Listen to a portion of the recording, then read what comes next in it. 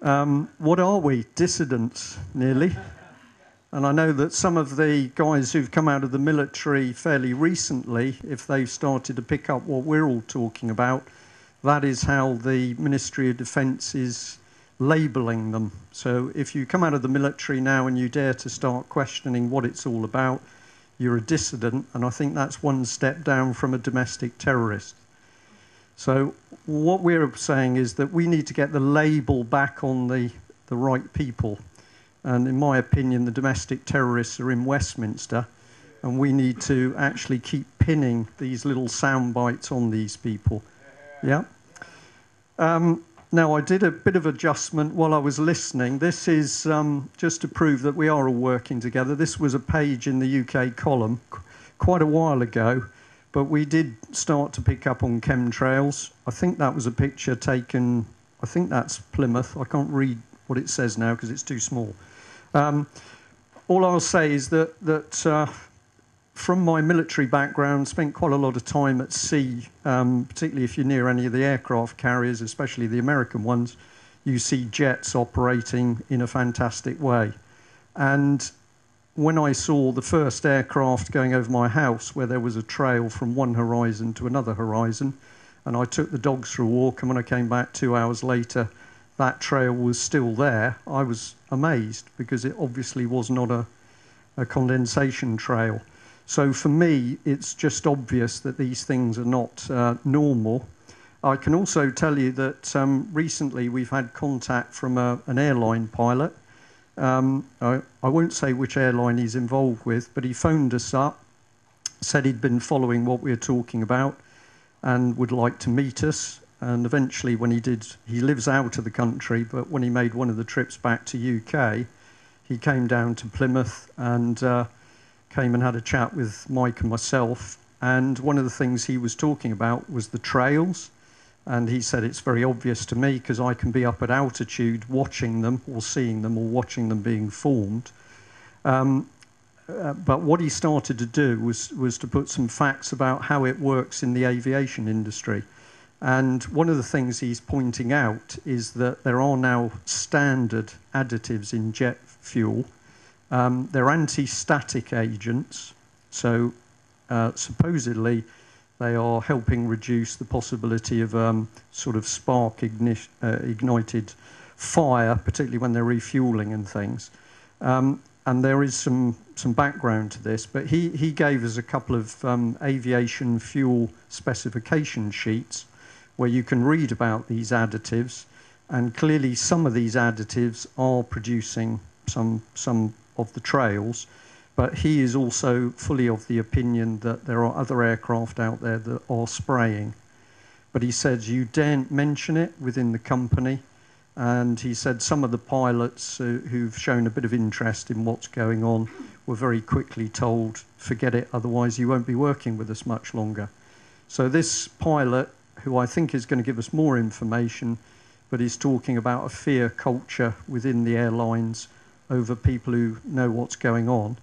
The other thing I'll say is that it's also obvious to me, I'm just going to say from a professional point of view, that you see aircraft that are clearly on a commercial flight path. So that's one problem, but then you'll see these multiple aircraft, many of them at very low altitude, 8 or 10,000 feet, and they are clearly not commercial because they're not fuel efficient at those low altitudes. So my opinion is this is real and it's going on. You need to get to grips with it. Are you saying they're actually creating chemtrails at 8 or 10,000 feet? Absolutely, yeah. Well, that's absolute proof that they are chemtrails because they can't. Because they're too low for condensation trails, yeah. If you want to get a bit technical, you have to do a bit of trigonometry. If you buy a cheap telescopic sight for an air rifle, and you can work it out on a piece of paper, but you take an assessment of the length of the aircraft, 110, 120 feet, and then you do a little bit of trigonometry. So you just need to be able to measure the angle that you're observing the aircraft, and you can calculate the height reasonably accurately. That's how they used to do it in the Second World War. I'm not that old. And this is the other thing that was mentioned, OSCE, and this is a document that I nearly fell off my perch when I found it on the internet, because all it says is common purpose. But this, if you just put in OSCE common purpose, you'll get it on Google. And if you read about it, they're talking about creating the security of the European Union from the Urals to the Atlantic. And they're talking about meetings to do with all sorts of semi-security type things throughout Europe, where very strange people are meeting to discuss it. So this thing is real, and there is absolutely a common purpose. But if you look at the way, it's just a brief comment on this, but if you look at the way we're now seeing geoengineering utilising airspace, the same thing is starting to go on with control of the oceans. So these big geoengineering projects require world government ultimately. So I just thought I'd put that up. Okay. Well, a little bit of blatant advertising of the UK column. I just want to say that for a long time we've been trying to do this business of pin on the perpetrators of what needs to be pinned. They're traitors. It doesn't matter what party they're from, Gordon Brown as it was then, and a very young Cameron and Clegg. But these people are working together. They are working to a common purpose. Of course, a common purpose is actually a crime if you look it up in a law dictionary. And they're betraying the country. But we know that they're having their strings pulled. And I think it was the Mirror a few days ago actually just said, well, Cameron's a liar and he's a deceiver. And I liked that language. I was very impressed. And then it went on to say, but of course, he's only a front for the banksters. And I was fascinated by that because obviously that was a mainstream paper picking up on the type of language that's going around in the alternative press. Banker, gangster. So I think that we're having a much bigger effect than we think we are. And I won't betray too much, but Patrick said to me just now that he'd been in a particular bar up in London where there were people who we will call mainstream. I only wear a suit because it's a sort of uniform. I know that if I keep my suit on, some people believe me, some don't, but I'm winning more than I'm losing. But he said that he was amongst suits, and they are now talking about reading our material and his material and other material. So it's good, isn't it? Right, now what I just wanted to do, and this is why I'm going to keep it quite loose, so I'm happy to drift around, but for me the biggest thing is this concept that we're being attacked, the subversion process. And this is the book that I first got this from. It was written by a guy called Christopher Story, who unfortunately is no longer with us. Many people are suspicious of his death. But whether it was suspicious or not, we don't know.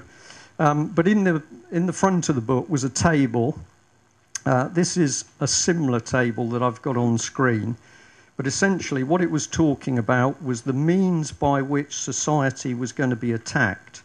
And so, for instance, it talked about in religion, false religions, spiritual desert, emptiness and ignorance, law and order, legislated, imposed, inconsistent, unwarranted bias in favour of the offender, victimisation of the victim.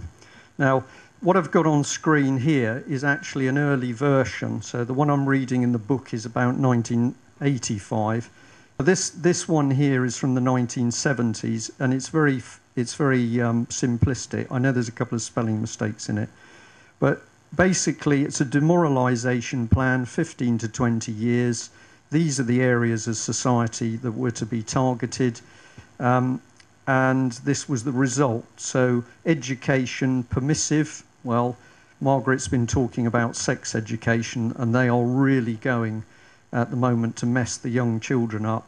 But you wanted people to come out of the education system who were ignorant. And why do you want that? Because, of course, if they're ignorant, they can be easily controlled. A culture, false heroes. Does Beckham come to mind? Just as an example. Sits in the box with the Queen, I think, at Wimbledon. False heroes and role models, addictive fads. And this is mass sports, actually. So I always find it now very creepy when I see these big, was it the Marathon of the Northeast or something? Or you see thousands of people all with their little pink ribbons or their little rubber armbands on. This is created, it's to get people thinking in a hive mentality. And of course, when you see it in a table like this starts to get you into the mindset of the people who are devious and evil enough to start to think about what they can do to mess us up. This is always a key one, family, break them up. If you break up the family, the state claims the children. And that is absolutely what's going on, and I'm going to talk a bit about that a bit. Health, junk food. And what do you want? Enfeebled masses, people who are not fit. If you watch an old black and white film, doesn't matter how corny the film is, if you watch it, American film, British film, the thing that always sticks to me now is you see people who are slim. They're all slim, you know, they look basically healthy and slim, and that's not the case now. You're going to take people off the land, you're going to urbanize, and you're going to cause trouble, all right, victimization. But the first bit is demoralize. And you can see it really in people's faces. I'm going to watch your faces pretty carefully now. I won't look at anybody. But if you look at people on the streets, and when I was sort of driving along trying to find the pub this morning, you know, you look out the window and just people look downtrodden. They look unhappy and sad. And people have put this in as a plan. This is the next stage, destabilization. So first of all, you get in and you demoralize people. And then when you've dragged them down so they haven't got much fighting capacity, then you're going to really get in amongst it. Yeah? Destruction of bargaining, grassroots, isolation, multi-nations. I can't remember what that is, but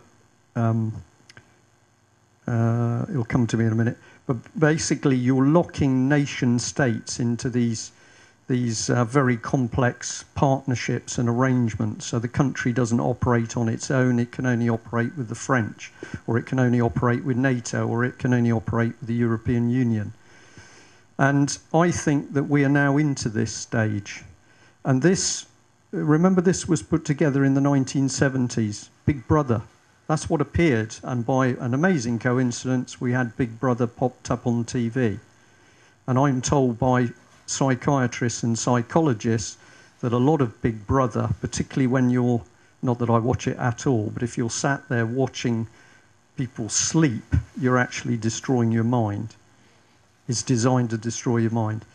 And it's heading towards this crisis. And this is where you're talking about revolution. And the normalization, this doesn't mean that things go back to normal. If you put it in a communist, a Soviet, or a corporate fascist sense, normalization is when the state is fully in control. So this book for me, which I've mentioned before, this was the book when I was reading it with a cup of tea one day and I thought, my God, this is happening. And maybe it was a bit easier for me because this is military psychological warfare the guy's talking about. The rest of the book's very complex political analysis about the Germans and the Soviet Union. And I'll just say, if you believe that the Berlin Wall came down, it absolutely didn't. It absolutely didn't. The only thing that formed our opinion on that is what we saw in the mass media. The wall physically fell, but the doctrine and the politics that was behind that wall not only stayed behind the wall, it then migrated across. And maybe I need to do a presentation talking about that. But it was one of the days, other people had a real shock when 9/11 happened. I was just fascinated when the BBC told me one night, the Berlin Wall's come down, that's the end of communism. Well, the days leading up to it, I knew what I was looking at, which was all sorts of refurbishment of the Soviet military. And then after the walls come down, I'm looking at the same stuff. And this wasn't we were being fed junk, this was real. So somebody was lying, and of course it was the BBC. You won't be able to read this, but this is the 1985 version where there's a lot more detail. Media, monopolisation of news and comment, manipulation of information and thought, constant criticism and discrediting of institutions, concentration on fake non-issues, double standards. When you read this thing, it's absolutely creepy in how accurate it is to what's gone on. Social relations, a focus on rights, not obligations. Erosion of individual responsibility. Internal politics, aggressive, poisonous party antagonisms, a sense of drift, a failure to get to grips with issues, constant lying and equivocation. It's absolutely spot on for what we're seeing, and that's because what's happening around us has been planned. So what I thought I would do, I don't really need to say much there. Big Brother's still here. Big Brother appears in the wings in the EU context. Big Brother is the collective, the beast. Big Brother gains credibility, power. And what it ends up with is psychological collapse. That's what they've been trying to do with the European Union. This beast gets bigger and bigger, and eventually everybody says it's too late and it's taken us over. But luckily, it seems at the moment that there's real friction. So the project is not going as smoothly as they'd wanted. But behind the scenes, this was the level of thinking of people trying to manipulate us. And the guy who produced it was a Soviet defector called Yuri Bezmenov. And what was he seeing? Was he seeing this as the New World Order, or was he seeing it part of CIA, or was he seeing it part of some other plot? I don't know. But I just say that when you read it, it's very accurate on what we're seeing. So I thought we'd basically take a quick flick through the areas that he talked about. I noticed Patrick went black and white, so he had his text slides. I went the other way. You're going to get all colour. But I thought I'd just pick each one of these and just have a brief chat about it. And at the end, I just wanted to get a bit of free discussion going. This is religion. And the significance, does anybody know who this man is? Right, this is Nicky Gumbel. And this is the man that is the big man of the Alpha course. And if you look at churches across the country, you'll see a man struggling with a question mark over his shoulder. And they're all running this man's course. It's based not on the Bible, it's based on his little green book. And he's given huge rallies with most of the European Commission there. And here he is with this man that many people think is a war criminal. And Tony Blair was his guest at the Royal Albert Hall in London when Alpha Course had a huge rally to celebrate how many churches they've penetrated. I think this man's a political agent. I don't think he's Christian. I think he's a Satanist. This man is definitely a Satanist. I don't know whether I'm going to upset anybody here, but this is part of the destabilisation of the country. I'll put it this way, that there's a backlash coming at the moment, a big backlash about people on benefits. Anybody who's taking benefit is a scrounger on society. The disabled are to be used as a weapon. So the country's been psyched up that everything's about disabled access and disabled this, disabled that. Now they're going to switch the switch and the backlash is coming. And the gays have been used. That's what I'm going to say. The gays have absolutely been used to be brought into the establishment, and particularly within the church, to help destabilise the church. If I offend anybody, I'm happy to discuss it afterwards. But these people are going to be sacrificed. Education, if you take any look at what's going on in schools at the moment, sex education is just being rammed in the faces of children, ever younger, 5-year-old, and this is to get the children sexualised. And the reason they want them sexualised is because the plan is for the age of consent to be removed. And if you actually follow what Stonewall has been doing, they've steadily been pushing for the age of consent to be lowered. But behind the scenes there was, well, it should be lowered to 5. But what I'm going to tell you is they want to get rid of the age of consent altogether, because in the new regime, paedophilia is to be, inverted commas, normal and acceptable. You can remind me of the 4 topics. I'll just keep going through the slides till we hit the next one.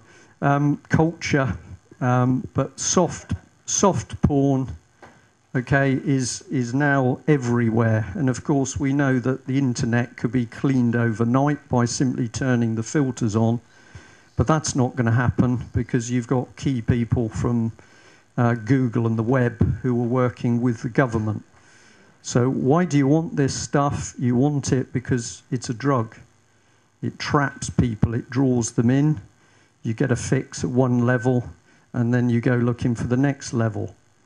And of course, the other thing that's now happening is youngsters are being drawn into this. So if we look back to the start of the girly magazines, I won't look anybody in the eye here, but you go back to the late 50s, early 60s, and these things start appearing. And of course, there were people in the background funding it. And it was funded with a reason, because it was the start of the attack on people's minds.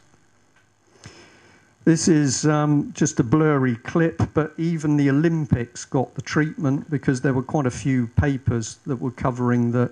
Never mind the athletics, some of the images were quite sexy. And this was one, what do you call it, pole vaulting, isn't it? So this was put in one of the papers as an image which the boys might like. And when you follow it through, it's pretty easy to see who's there, who's in the smelly pile.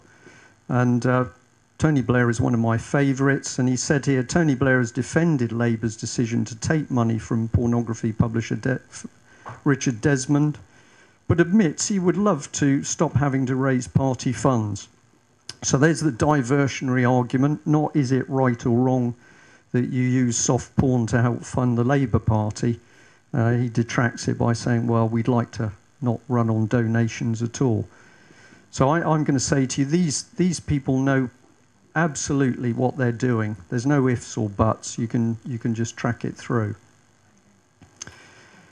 And well, here we are, Jimmy Savile. Now, I think we got to give credit to David Icke on this one, because David Icke was saying years ago that this man was very dangerous, and so was Bill Maloney from Pie and Mash Films. If you haven't watched any of Bill's films, the one to watch is Sun, Sea and Satan, where he's talking about what was going on in Jersey. I'm going to say to you there's going to be a lot more coming out from Bill and other people who are now digging into this subject. But this man can't have done what he was doing without help from other people. So if you watch at the moment, there's a sense of drift coming into the press. It's all about Jimmy Savile, Jimmy Savile. Well, Jimmy Savile couldn't take on the keys of Broadmoor without somebody agreeing that he was going to get those keys. So the issue is partly Jimmy Savile. He's dead. The real issue is, who was Jimmy Savile providing children for? And I'm going to say to you tonight, with some knowledge and people who have real knowledge, that this man is the centre of children being provided to all sorts of people, including politicians. So my prediction is you're going to see a massive attempt to blur the investigation over this guy. This lady is very interesting, Esther Ranson. She's been sort of caught in the, well, she's rabbit in the headlights, because at one stage she was saying, well, yes, this culture went on, and we were stopped from saying anything. So she's had all the publicity of running all the children's helplines, and this is the lady who stood up to protect children, but actually dig into her background, and she's another one that seems to have known what was going on and didn't do anything about it.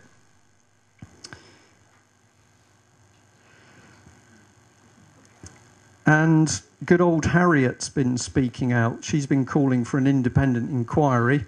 And she says the BBC inquiries into revelations of child abuse by Jim'll Fix It presenter will not be robust enough. Well, that's pretty outspoken, isn't it? But of course, she's an absolute hypocrite, because this is the lady who was working with the National Council for Civil Liberties, and she was the one who was lobbying for it to be perfectly lawful for people to take pornographic pictures of children. And the onus should be on the parents of the children to prove that their children suffered as a result of the pornographic photography, not that the person taking the pictures should be targeted. So this woman has campaigned for paedophile action. And now all of a sudden she's saying, oh, we must have a more detailed investigation. I don't think she means that. I think she's one of the politicians that actually is desperately hoping this investigation is going to be shut down. And here's Jack Straw, accused of misleading MPs over the torture of Libyan dissidents. Welcome to Britain, 2012, because we're involved in torture with the Americans. But this is also the man that amended the family court rules and rules to do with children so that children in care were not allowed to speak out if they were being maltreated. Why would you introduce a law like that? I'll tell you, because you want to protect people who are abusing children. It's an unfortunate coincidence that his brother was actually accused of that. Here he is. 2009, the media will no longer be able to identify those involved in cases such as the Websters. That was a child case. It will also be illegal for any children currently in care to speak out, even if they feel they're being maltreated.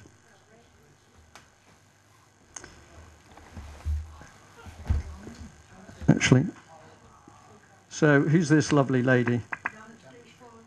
Yeah, Janet Street Porter. And she's very interesting because she's also been speaking out about Jimmy Savile. And I should have a little audio clip here.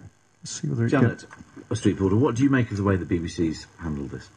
Well, it's a classic way that they usually handle these things, which is to, instead of setting the agenda about how a story is broken and containing it, they react on a day-by-day basis. And when I was an executive there in 1988 and I worked alongside you, I think you'll agree with me, they haven't really learnt a lot in the intervening 24 years. Doesn't it show... Sorry to interrupt, Steve. I just want to say one thing, that Chris Patton and George Entwistle say they want to slim down the top layers of the BBC. Well, here we've got a classic reason why they should as soon as possible. And Mark Thompson said the same thing when he was DJ. Because all these labyrinthine systems of reporting, here we have a scandal that can't be contained because the flow of information is so complex. Well, except that they say actually it isn't that complex. Right, did you get what that woman said? Well, she is saying that the trouble with the BBC is they're a shambles because they haven't been able to control the agenda and contain the Jimmy Savile.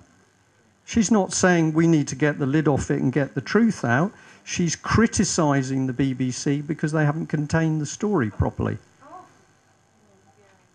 So you want to... Should we try and play it again? I'll probably just have to go... OK, hold on. Hang on a minute. Oh, it's the glass. Can you move the glass?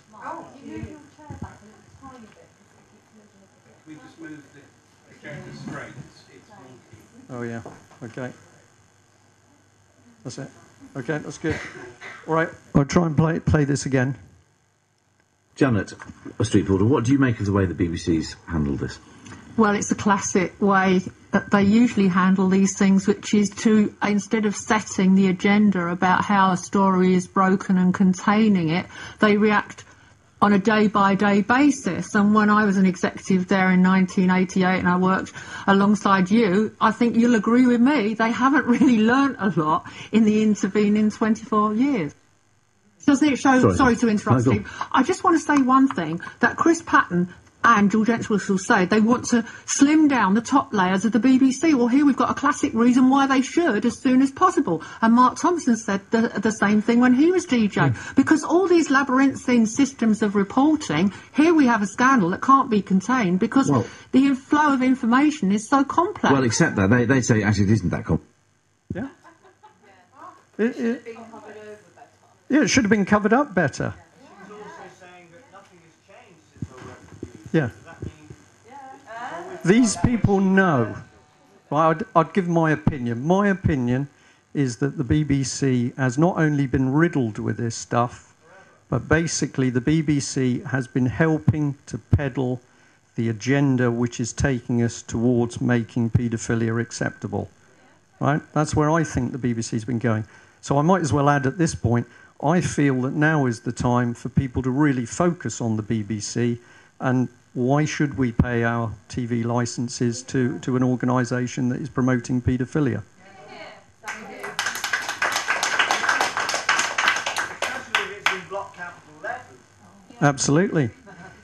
Well, this is artwork in Ilfracombe in Devon, and it's Damien Hirst, who's had previous statues before. This is huge. It's about 40 foot high. So on one side, the woman has got all her skin on, but this side, she's flayed. So baby's in the womb, and you're seeing muscle and tissue. And that has been a... Pardon? I'm sorry, what is that all about?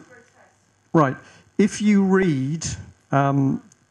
I may be able to find it for you in the book. Hold on, I'll see if I can find it with my glasses. I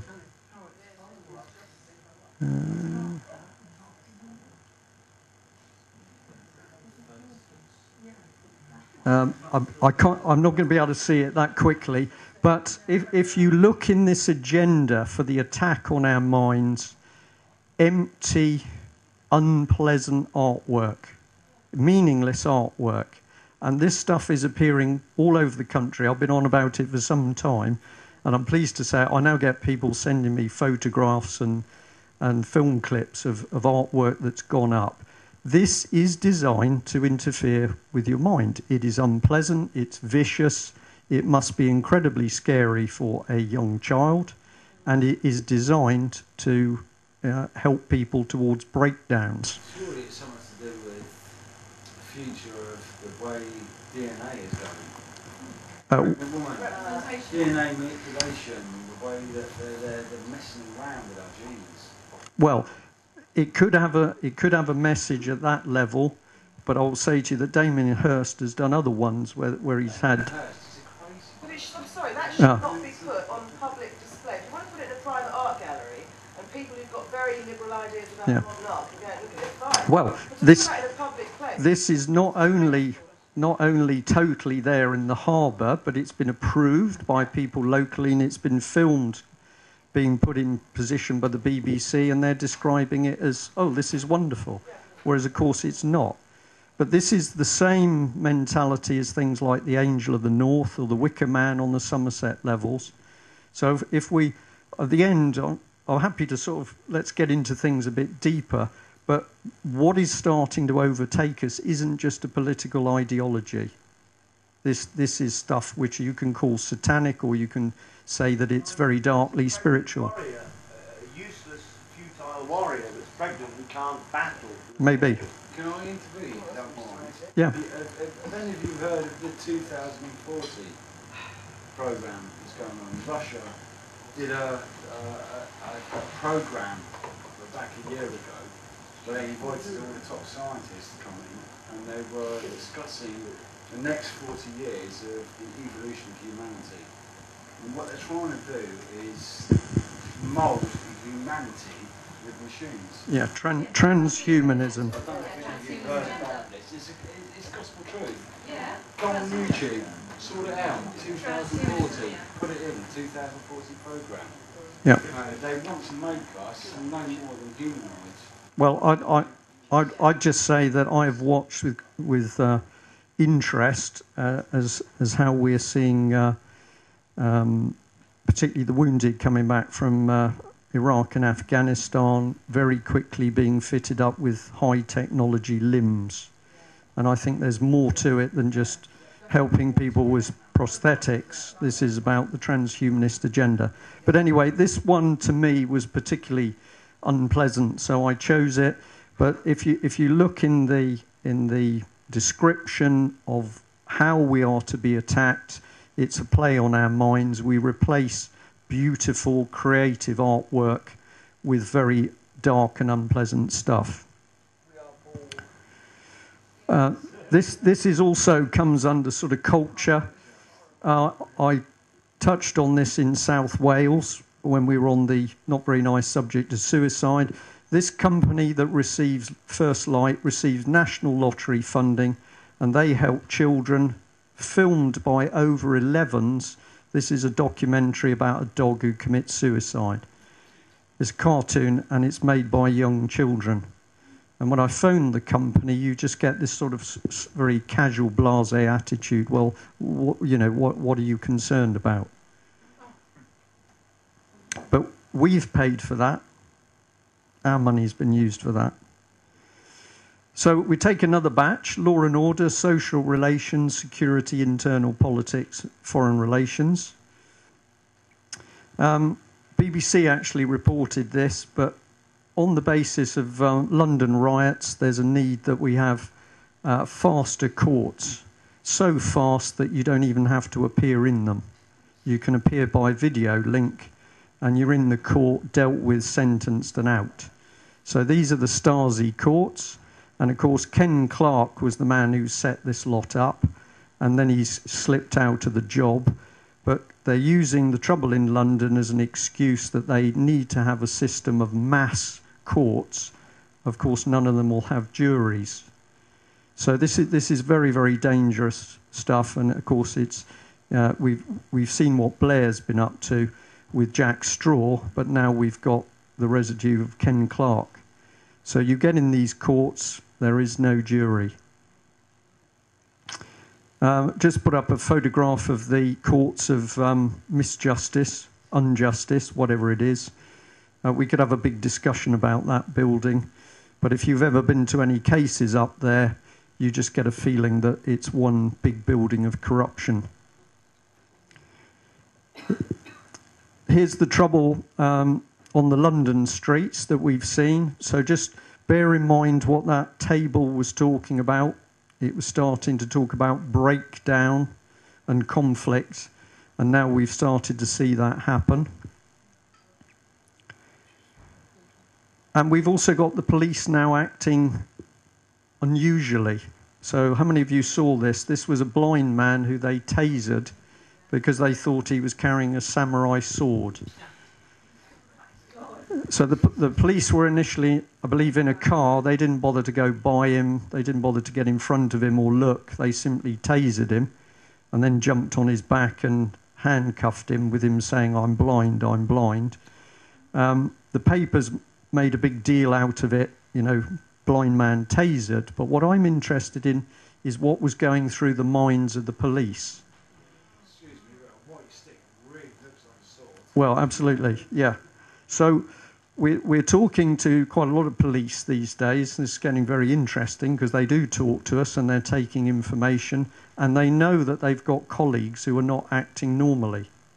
And I think this is the result of the training that the police have been given, and they are not acting normally. Do you mean mind control? Yes, I do, yeah. How much of the English police force is checked already?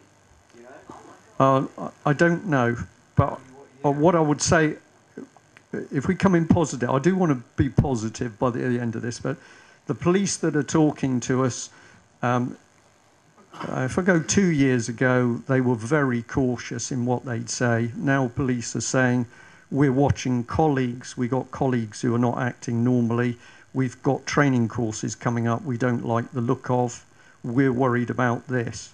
And so I'm sidestepping your chipping question because I don't know. But I do believe we've now got police who are actually starting to say, hang on a minute, what's going on here? Yeah. But, in my opinion, for supposedly trained people to taser somebody like that, they're not thinking properly. There's something else going on. Defence, well, something close to my heart. I know that lots of things I believed in the old days not true, but if you just watch, the national defence capability is being eroded and stripped away, and that's to lock us into these partnerships that this book was talking about. So Cameron hadn't even been elected, and the manoeuvring in the background was to lock us into a 50-year partnership with the French, very reliable allies over many hundreds of years. And of course, the is got rid of our aircraft carrier capability. Now, we know that something very interesting that happened is that after the decision was made to take the carrier out of service, they had teams on board within a matter, well, it was within two weeks, 10 days, who absolutely destroyed all of the computer systems and the main cabling. So if you wanted to make sure this ship was never going to be used again, no possibility of putting it in mothballs, the teams wrecked it electronically. And they did exactly the same with the maritime patrol aircraft, the Nimrods up in Kinloss. In fact, they had the teams to destroy the simulators actually at the gate the morning the decision was made to scrap the aircraft, but the team were at the gate before the decision had been announced publicly. And they went in and destroyed all the simulators, which meant that there was no way the Nimrods could be saved. And then, of course, like,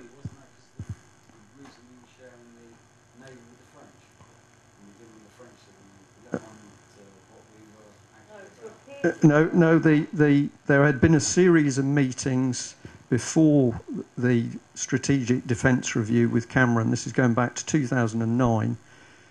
We printed in the column quite a lot of detail on this. There were meetings that took place, facilitated by the charity, the Franco-British Council, and the meetings took place in the ambassador's residence in Paris, at which they decided what the British Strategic Defence Review was going to do.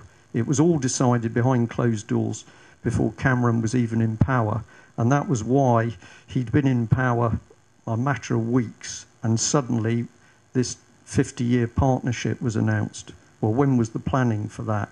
Well, the planning was done behind closed doors. It was never discussed with the British public, and it was never discussed in Westminster. So the key bit is that the British military is being cut and cut and cut so that we are automatically dependent on the other countries. They knew they wouldn't get us into bed with the Germans. There's still too much feeling about Germany. So they've used the French as being a nation that we can sort of tolerate. But it's all about locking us into a one supranational military. Cameron, all he talks about really is war. You know, he's there boasting that they did Libya when he took other MPs around his residence. This was reported in the national papers. He stopped by a map and said, well, more or less, this is the world. We've done Libya. Where shall we invade next? And that was reported mainstream press. Is this man a psychopath? Well, he's got attributes. And war with Iran cannot be ruled out. So if you look at it with a common sense view, it does not make sense that this man would be saying we need to cut the military at the same time as he's talking about the risk of future conflicts. But if you know that what's going on here is to do with a world global agenda, meanwhile he wants to smash this country apart, it makes absolute sense. And what does it do? It brings back the bodies. And the statistic that's never properly come out is that for every body that comes back, there's between 4 and 6 seriously injured people. So, the moment Afghanistan and Iraq is basically has been a sausage machine to create casualties. And I believe that they want some of those casualties because I believe they are using the wounded for experiments with prosthetics. This is, of course, when we're seeing the breakup of the country. So we don't have any debate in Westminster about what should happen with Scotland. Mr Cameron just goes north of the border and sits down, and it's all going to be organised. So this is the key thing. We don't see any real discussion now in Westminster. We've just got this president. And of course Salmon's a liar because he's offering independence, but Scotland can only ever be a region within Europe. So he's telling porcupines as well. But basically, if Scotland goes independent, we lose the base for the nuclear deterrent. And that was one of the key objects of the European Union, that Britain should be stripped of nuclear weapons. It's the French and the Germans are going to hold the nuclear weapons. This was I mentioned it early on about some of the words here. Banksters and speculators, Cameron smirk.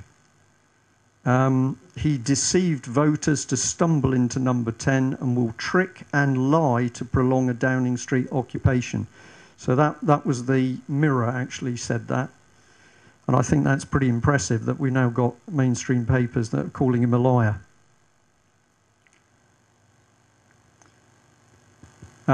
Leveson inquiry. A lot of people have forgotten about it. We did a front page leading article on Leveson in the column, because we basically said the whole thing's a sham.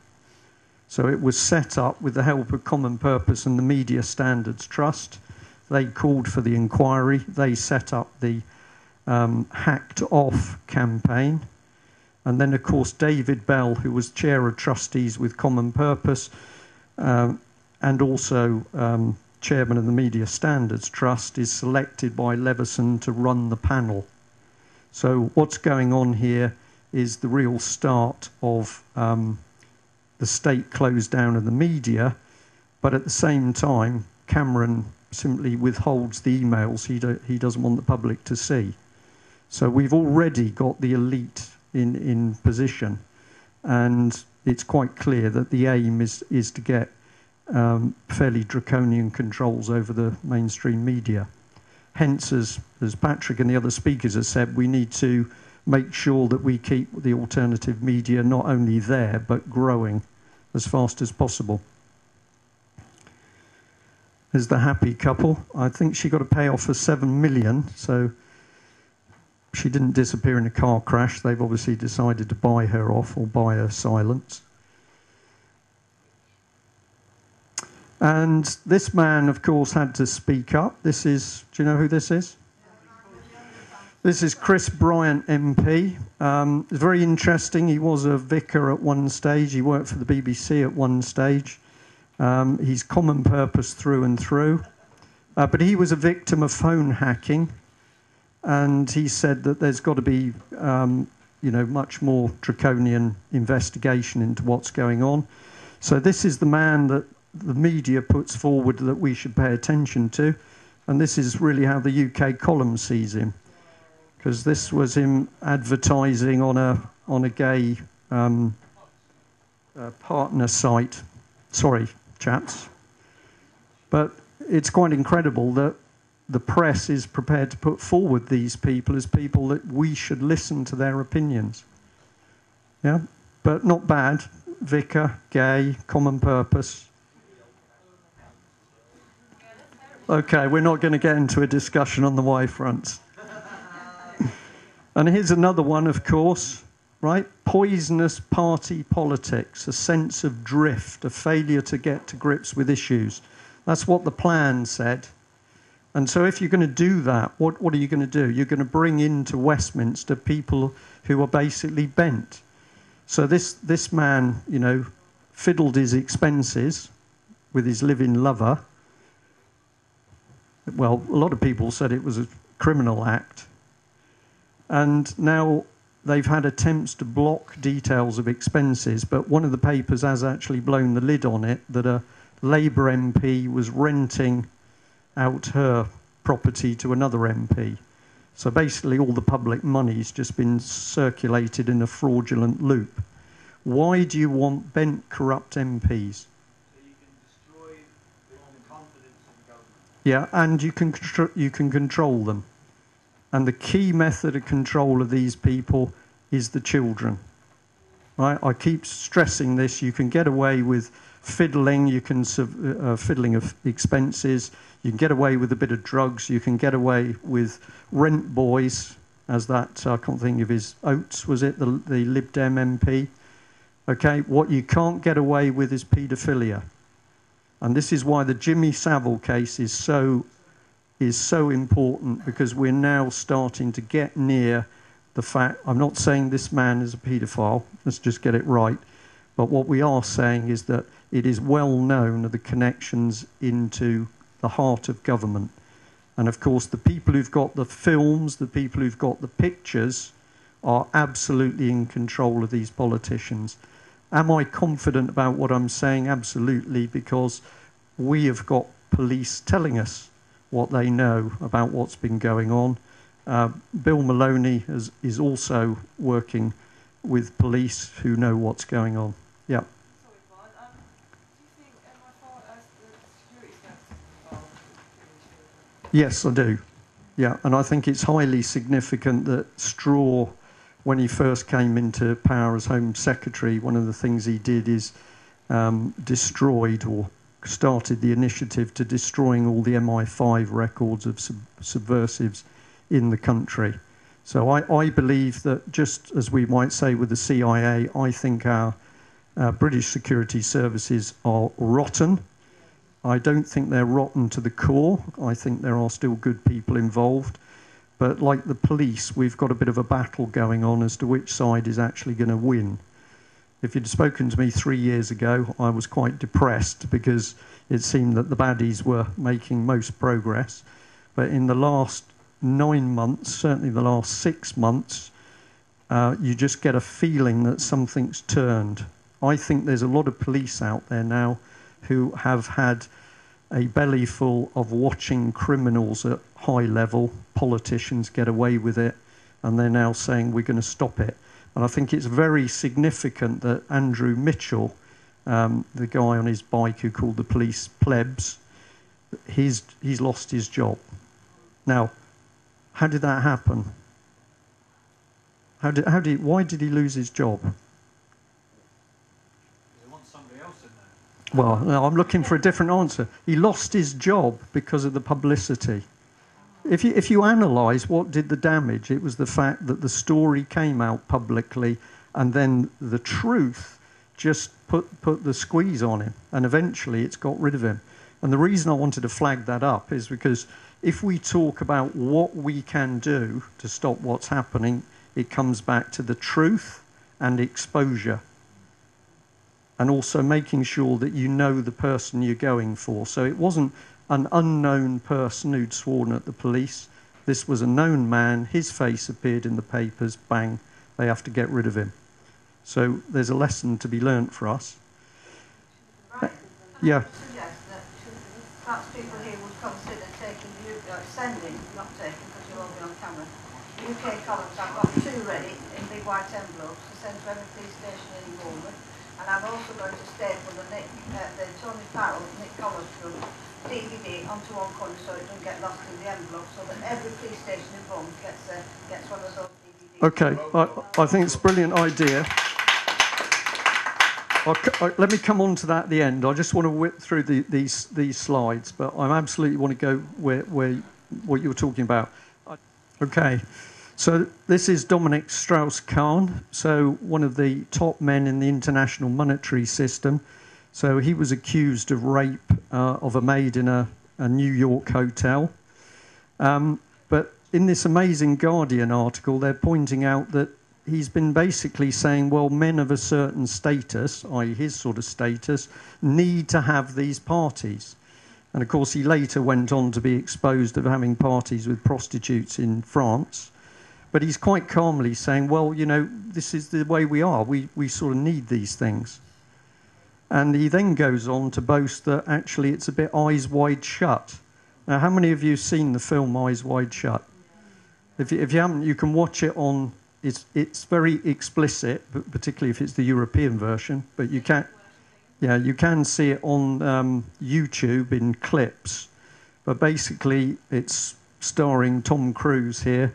but it's showing basically what is going on amongst the elite and the type of parties they're having. And it's a mixture between Satanism, well, it's Satanism with orgies. But it's very interesting that Mr. Khan feels cocky enough to say, well, this is the sort of thing we do. Yeah? He's confident. And I think this is one of the advantages that we're getting at the moment. The other side is getting too powerful, they're getting too cocky, and it's going to be their downfall. On the subject of cockiness, here's Charlie Boy. And of course, we've got a man who says he should be Prince of Europe, Prince of Darkness, Dark Prince of Europe. And he's been writing and lobbying, but we're not allowed to know what he's talking about. And they've said that the Attorney General, Mr. Grieve, has said that they're not going to release 27 letters because it could damage the prince's ability to perform his duties as king. To which I say, well, if he's written a letter which is going to damage his performance as a king, we need to know about it. Yeah? Absolutely.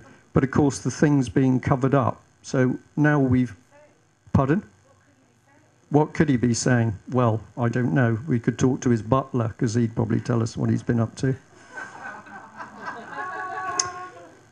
I'm not sure where this is going to go. Okay. Cameron, you know, who is running the country? We've picked up on this, bit of a sensitive subject, but David Cameron's on record as saying that his loyalty to Israel is unshakable. And I find this a fascinating comment, because if his loyalty to Israel is unshakable, where's his loyalty to this country? And I don't mind whether it was, you know, North Korea. He could be loyal to North Korea. The important thing is that he's telling us that his primary loyalty is not to this country. Yeah? And he's said this very clearly. Hang on a second, Mark. So basically, when you analyse it and you start to see British MPs of all three parties destroying the country, it does start to make complete sense. We think these people are British. I don't think Cameron's British. Well, I don't know what he is. Cameron said, and the day he got back from India, he actually said on the 6 o'clock news, and it was never shown again, and I think it was a missed thing that they put it on. He said, these were his exact words, the people will have to get used to the new world order. And then he said, I am proud to be able to trace my ancestry back to the Ashkenazis, the Zionists. Yeah, well, I'm going to say I don't know, but I think it's a reasonable question.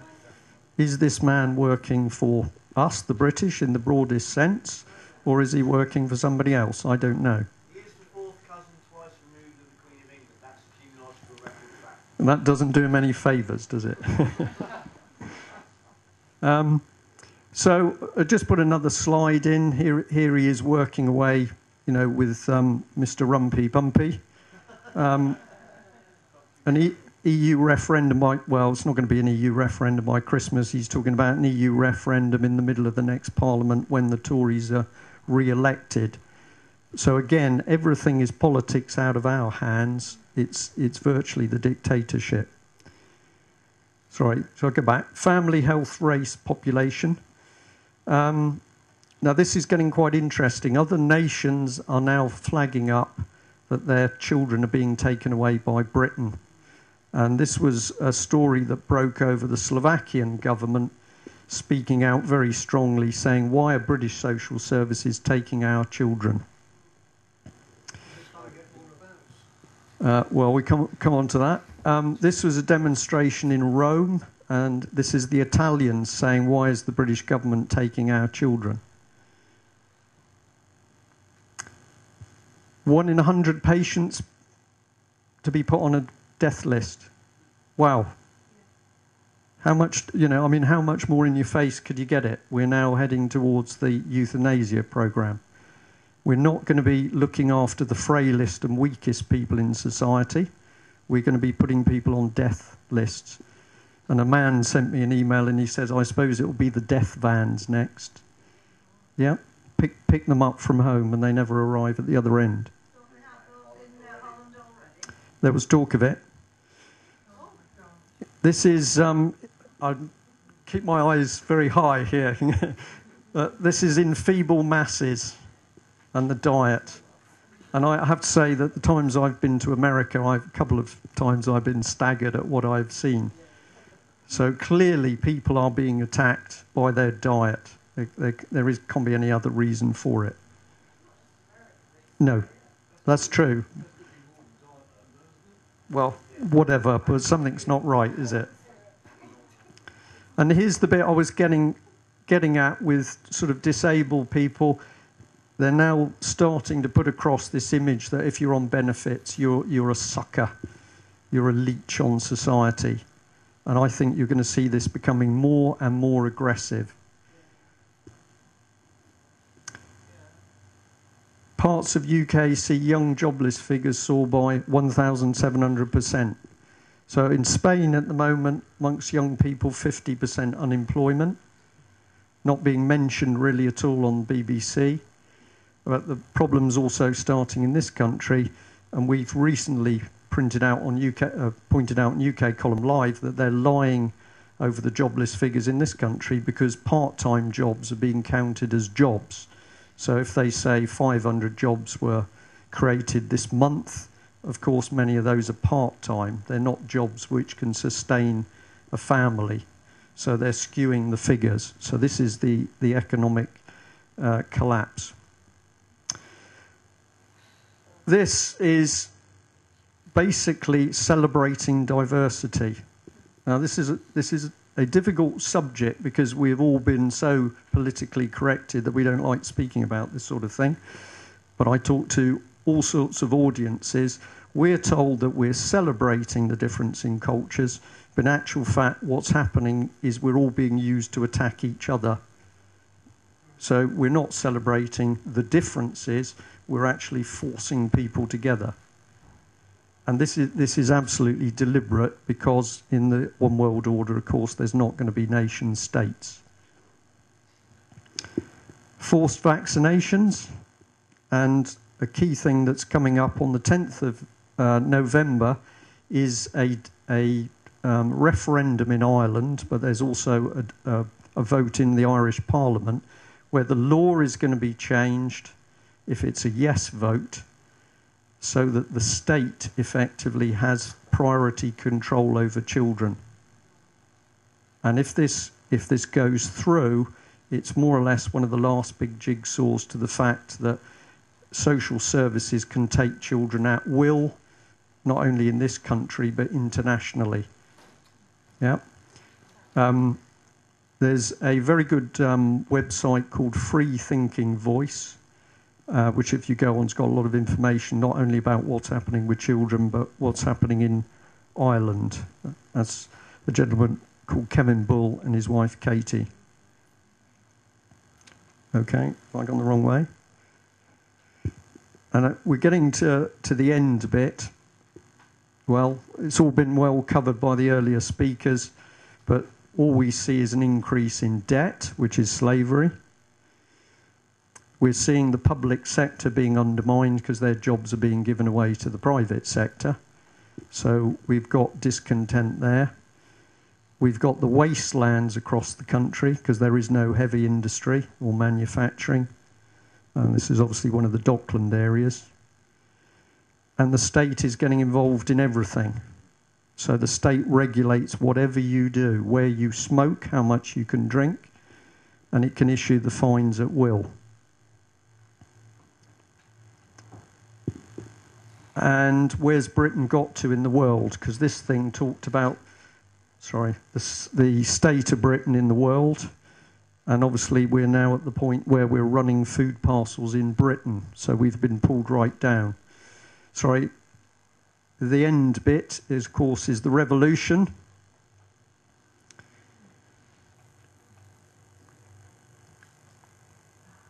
And this is what they would like, is the state. Now, I'm going to say I don't think they're going to achieve it, okay? But I've got a couple of bits here. This is not being shown on British TV. It's a film clip about trouble in Spain. And if you haven't seen any of this stuff, it's worth watching because the police are out of control.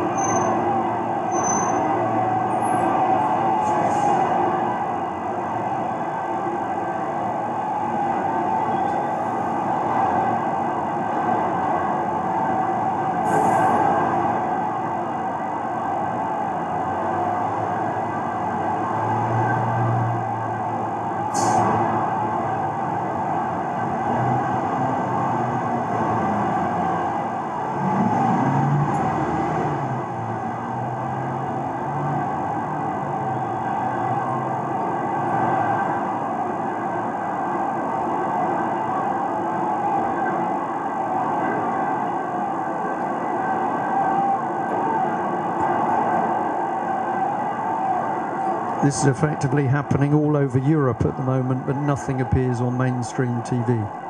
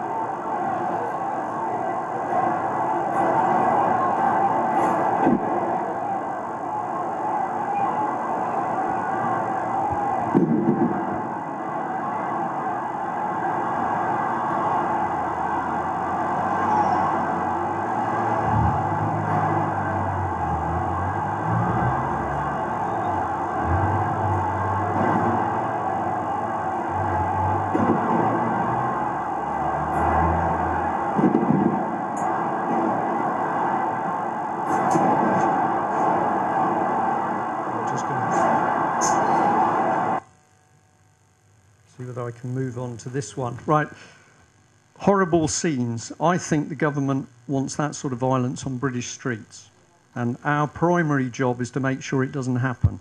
This is absolutely critical. This is another scene of a crowd, but it's very interesting what happens, and I'm going to say this appears to be the right way to do it.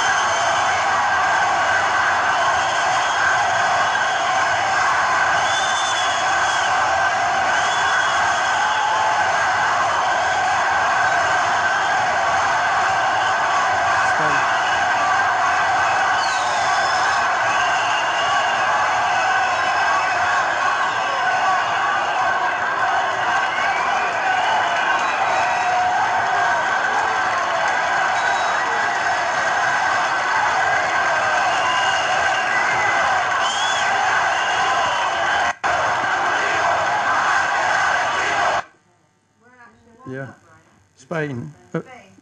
Was it? Might have been Italy. I don't know. Well, it should have been. Because that's quite a juxtaposition between what we previously saw. Yeah. Well, when the police were surrounded there, they must have been cacking themselves, because if the crowd had turned on them, they I think wouldn't be here. So it just shows you what para people can be done, can do. And what is necessary to control things. So I'm watching the time. How is all this being done? Right, this man. Some of you have heard me talking about him before, but if you've never heard of him, Saul Alinsky is the man. Look at his material on the internet. Download it, study it, because he put forward the plan for destroying us, which is this plan that's unfolding at the moment. Subversion, getting in amongst community groups and individuals and everything else. But if you read his way of doing things, we can absolutely do what he says back to the other side. And one of the things he says is personalise the issue. So we've got people at the moment not happy with the NHS. It's not worth anything talking about the NHS. You've got to go for the minister responsible. You've got to go for the head people in the NHS. Their pictures have got to appear. Their names have got to appear. They have got to come to the forefront. It's very clever stuff when you read it. He's written it in a dark way, but you can pick off this stuff and say, we can do the same thing. So Margaret there talking about sending the papers.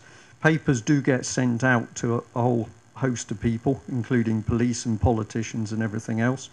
But we know that where people have picked up the phone to complain in numbers, so there's been some of the mums who've been picked up with the police in Merseyside, when the name will come to me in a minute, when she was arrested, and we tracked down where she was. We found where she was about midnight, and basically when the policeman took this lady in her cup of tea in the morning, he said, "Bloody hell, love, you've got a lot of friends." There'd been so many phone calls that they'd shut down the call centre at 2 o'clock in the morning or 2:30, and that meant the chief constable was called out of his bed, right? So Maureen Spalak was the lady, sorry Maureen. So basically just people making a peaceful phone call. We had another mother called Elaine, north of the border in Scotland, has been assaulted and bullied and harassed, was getting very scared. We did an interview with her in the UK column live, and we then put that interview up on the internet, and at the end of it put a little clip saying, if you're not happy with what's happened to this lady, ring this man, the chief constable, right? And people did ring and did email, and that lady then said to us a couple of weeks ago that she had a visit by the police. My goodness, their attitude had completely changed, right? So have a look at this man and read what he was talking about, and then have a think about how we could use it.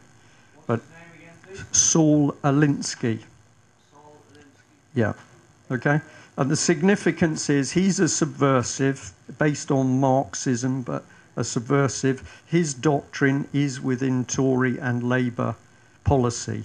And I've already put up the documents to prove that. Yeah, so Cameron and Miliband and Clegg are using this man's tactics. That's why everybody's got this sense that things are falling apart, but you can't really see what it is, because they've buried into everything. Well, well, and their father was an editor of a dictionary of Marxist thought, and he was one of the two guys that started Demos. Right. Yep, so the Miliband brothers in my book are Marxists. Well, I mean, are they really Marxists at heart? I mean, No. you take on the mantle of they're communitarian. They're communitarian. you take on the video. When you get to that level, it doesn't matter. Just get in there. Yeah. Just get in there and fleece the public, get the taxpayers' money. That's where the big cash cow is. As long as the world order agenda is achieved, are they really communist, Marxists, whatever, you know? Well, communitarian is the best one, because it's a sort of, yeah, it's a mixture of communism, fascism, and corporatism. Yeah. And it's not communism. You can see that it's more fascist in the way they're using the big companies. May I say, I agree with Alan Watt when he says at the local level it's going to be communists run by fascists at the top. Yep. Around the world. Bad boys. I've shown this clip before, but it seems to be working well. This is a man called Dominic Campbell. He originally worked in local government, but he now says he's the work director at Future Gov, and the industry is government and military, and he's into change management. And this is his number 2, Carrie Bishop. This is her website. I haven't fiddled around with it. She says she's a nosy Parker, interested in social change and trainers. Okay? Now, what's the significance of these two? Listen to what this man talks about. I'm going to do that very uncool TED thing of saying this is really exciting for me to do this. You don't often hear that at the beginning of TED videos, but I think you should a bit more. So I'm going to talk to you about some of the work that we do. My name's Dominic Campbell. I run a small firm called FutureGov, and I'm lucky enough to work with a small gang of cool people who are really interested in how we can use technology and the web to transform government and politics. This is my personal story. This is where I started 9 years ago. Very, very classic local government story. That's Barnet Town Hall in North London. Doesn't look like the hotbed of innovation and disruption. So this is also me. The other side of my life is my web obsession, and in particular Twitter. And the last two slides are really the foundation of my career and the foundation of FutureGov, and also me being lucky enough to be part of this movement that's now often called Gov 2.0, Government 2.0, building on how do you transform the web government using Web 2.0 technologies. So Twitter has been pretty fundamental to why I'm here tonight in so many ways, which I can't really go into because there's so many of them, but it's fascinating just from a personal journey how disruptive to my life this disruptive technology has been to actually take me out of being in the back office of a town hall in North London to suddenly being here 3 years later is phenomenal. What is the kind of culture that we're all striving for? What is the new world that we're pushing for? So I think that we're at a point now where you're either with us or you're against us. Or are we actually going to transform government into something entirely different? I think the really crucial thing is that we're pushing from two sides. So on the one hand, we need to be disrupting from the inside of government. They're the ones who are creating parallel structures. Carrie Bishop, who I'm honoured to work with, who's a great colleague, she talks about parallel structures where you're not destroying the system with this technology, you're just creating an entirely new system. Just using the web to create new structures for yourself. So normally where there's bright colours and shiny logos like these, you've normally stumbled into a place where social innovators are trying to do something new and creative and interesting. And all I will say to finish is just to encourage you to join us now as a militant optimist, get on the web, get creative and get going. So thank you very much. Right. That guy's a change agent. And he's telling you what they're doing, disrupting from the inside. And that's why nothing works. NHS, hospitals have trouble. They've got people like this in, deliberately disrupting and destabilising. Because if you've got a big organisation, particularly something as big as the NHS, and you want to change it, you want to privatise it, you've got to shake it so that nobody knows what's going on. And he's telling you, you're either with us or you're against us. He's talking about militant, he's talking about disrupting from the inside. And once you see these people, it's obvious what's going on. And we flagged up, of course, Julia Middleton, Chief Executive of Common Purpose, because her team are change agents. Yeah, the people who are Common Purpose trained, these are the change agents and disruptors. And of course, she's been organising inside deals with Francis Maud. Yeah? So, right, basically David Bell, the man linked back to the Leveson inquiry, sat in a meeting where he was organising for his charity to train the top 200 civil servants. And when we've asked for the documents, this man who boasts transparency doesn't want to give them to us because, of course, the moment you've got those documents, you can see exactly what disruption is going on. You won't see much of this, but that was a double-page spread in a copy of the column, which we're going to sort of blow up. But we're showing, here's Cameron, here's Maud, here's Julia Middleton, Gus O'Donnell, as was head of the civil service. This is Jeff Mulgan of Demos. So that's a Marxist organisation. And these people working together with this man, Oliver Willier, a Frenchman, and he's an expert in behavioural change and manipulation. So they were holding meetings, and that's what we got a sniff of. So we asked for documents about the meetings these people were having, where they were discussing how to change the way we think and behave.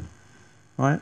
So the disruptors disrupt, and these people are working on how they play around with our minds.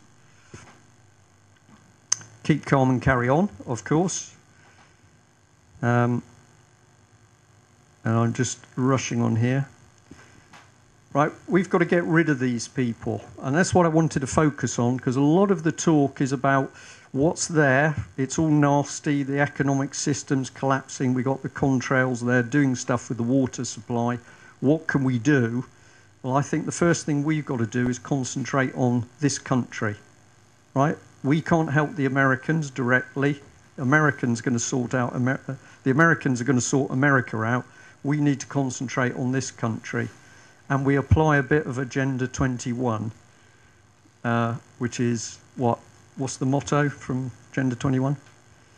Think globally, act locally, right? So what we need to do is Saul Alinsky, but within our local communities. If you can explain to people in your hospital why they're having such a problem, then we start to take the hospital back.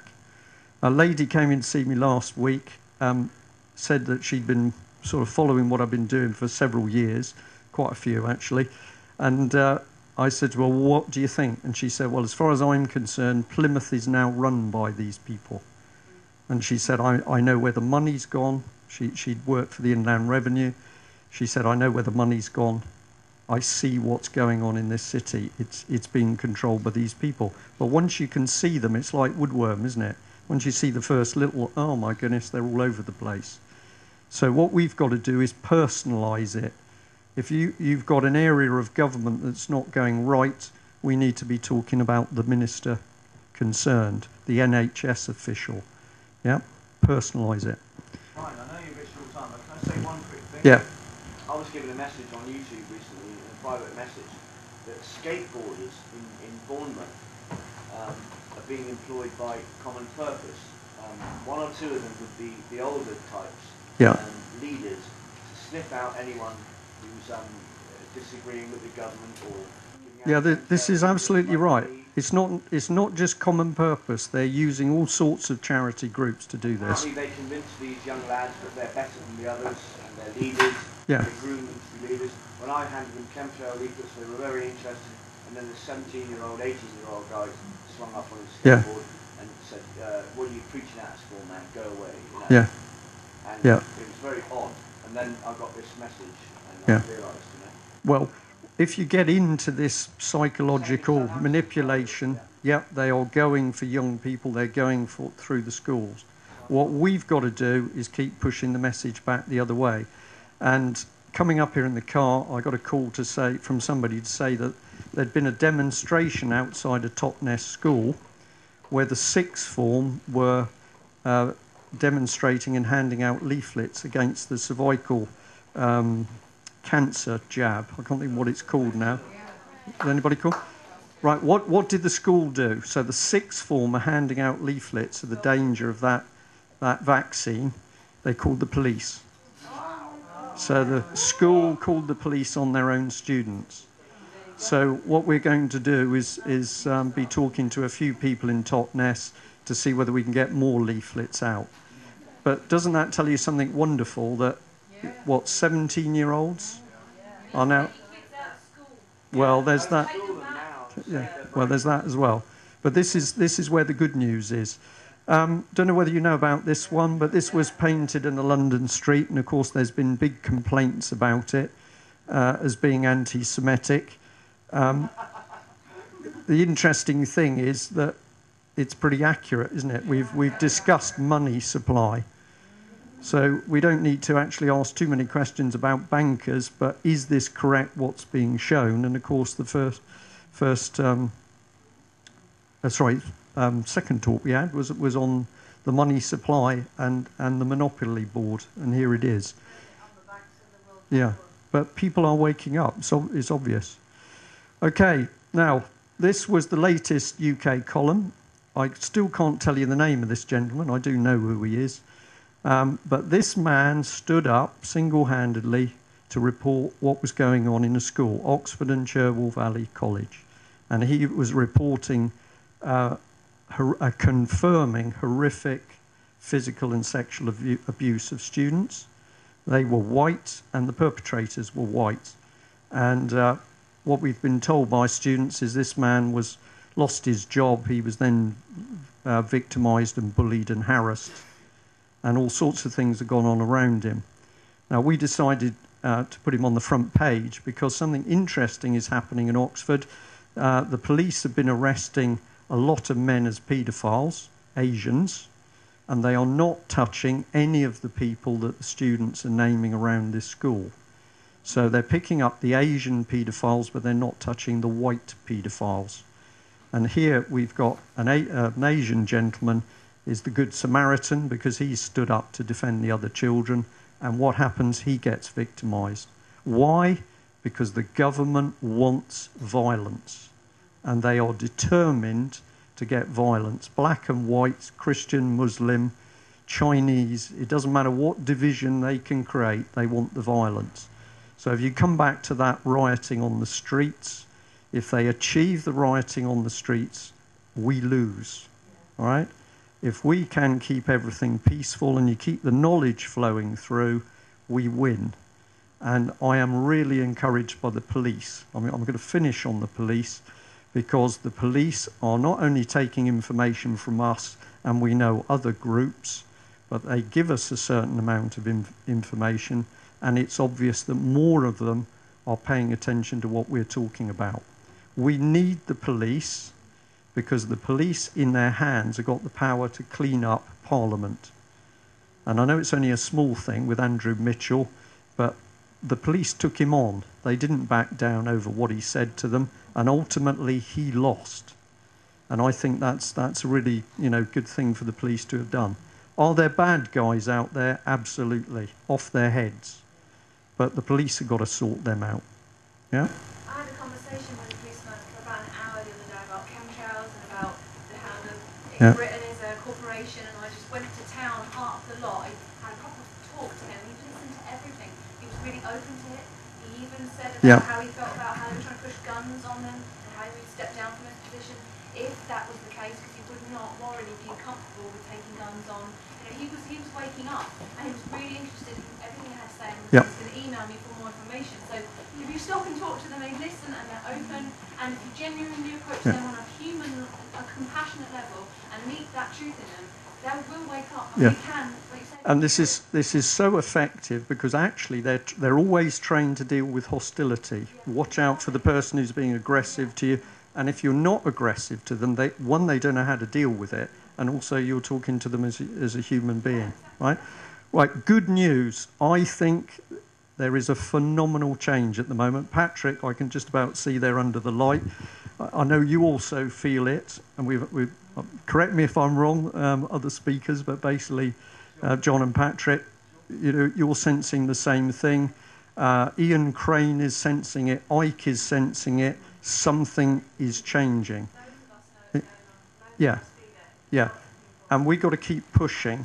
And I'm going to say, I'm looking at all of you here, and what a brilliant event, okay? You've got to do something from here on. Now, I know some of you have travelled tonight, but if you're local, can I suggest you meet, say you're going to meet once a month, and just start to do your own thing, and it will grow. Yeah, but don't just walk away that it's been entertaining and you've picked up information. You need to do something. Yeah, I did a WI hall with 17 people as the first one. Ian Crane, I think, said he had 8 or something like that. And, Patrick's got a similar story. You start, as you had on your slide, Patrick, ignore what other people say to you. They will tell you your slides are wrong, that your subject's wrong, your presentation's wrong. Just ignore them and do it, and then you find it starts to go. Yeah? But we've got to push. For me, if we don't push, never mind the chemtrails, the fluoride, everything else, they're going to have the children. Because they are very close now to stitching up this law, which means that the state owns the children. They're teaching that to universities, that all babies born are state property. Yeah. My daughter confirmed that. Right. She's studying sociology at Oxford. Well, they are state property, because when you sign your university... Well, I know, but we've got to make sure that this does not work. Now, I believe that with regard to social services and child services at the moment, it's very easy that where the evidence exists that the snatch of the child, the stealing of the child is wrong, where the evidence exists, the names and hopefully the photographs of those people go up on the internet. Because the whole time they're anonymous, they're going to keep doing it. The moment their photos are up on the internet, they can't do it. They're teaching them about desensitisation. Yes. Yeah. Well. How about if you take emails from everyone that's local, and then we're able to keep in touch for the meeting, but they know the meeting. We'll sort it out. Something like that. Maybe a mailing list or something. Tell us you say that you're all welcome to come to Bournemouth. To our group, we meet every fortnight in a pub, in a small room in a pub, and we have a great meeting. And I've got people doing different things. Heather looks after drugs, nutrition,